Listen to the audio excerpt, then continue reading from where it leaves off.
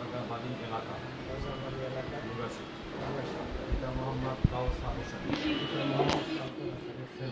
ছেলে এই সাজ্জাদ হোসেন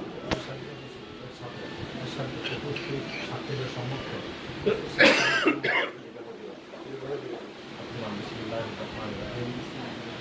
আমি সাজ্জাদ হোসেন উপস্থিত সাক্ষীদের সম্মুখে এই দেহকে সহ কবুল করিলাম